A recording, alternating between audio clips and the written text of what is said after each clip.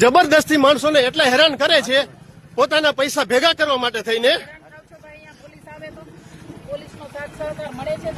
ભાઈ અહીંયા પોલીસનો તમને કોઈ સાથ સહકાર મળતો નથી ને, કેમ કે આનાથી બીએ છે એટલે નથી બોલતા કાંઈ, બાકી બધાને ભાઈ તમને ખબર છે અહીંયા શું કરે છે અહીંયા। તો ખોટી રીતે કે છો ને, તું ખોટી રીતે મને કે મારી ચાવી ઉપર જટી લીધી।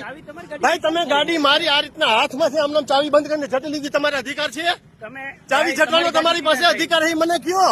આમ જો મને કયો, હાથ અડો નહીં એટલે તમારી ચાવી ઉકાળી લીધી, તને ના અડો એટલે હા તું કરે એટલે મારી ચાવી લીધી છે, તું કરે એટલે તું શું છે?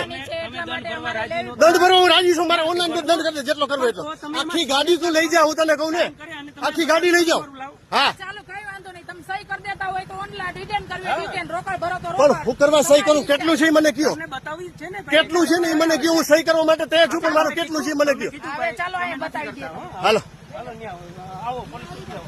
તમારો આ ધંધો છે, બીજું કઈ નહીં, બસ માણસોને હેરાન કરી અને આ બધા માણસોને હેરાન કરી અને ગમે તેમ કરીને એના પાસે દંડ લેવાનો, બસ આ ધંધો જ કહેવાય એક। કેમ કે ટોટલ માણસનું કઈ કરતા નથી, જેનું થોડીક ભૂલ હોય તો એને તરત જ ડિટેન કરવાનું વાતો કરીને, અને ચાવીઓ હાથમાંથી ઝટી લે, આ એને અધિકાર છે કઈ ચાવી હાથમાં ઝટવાની?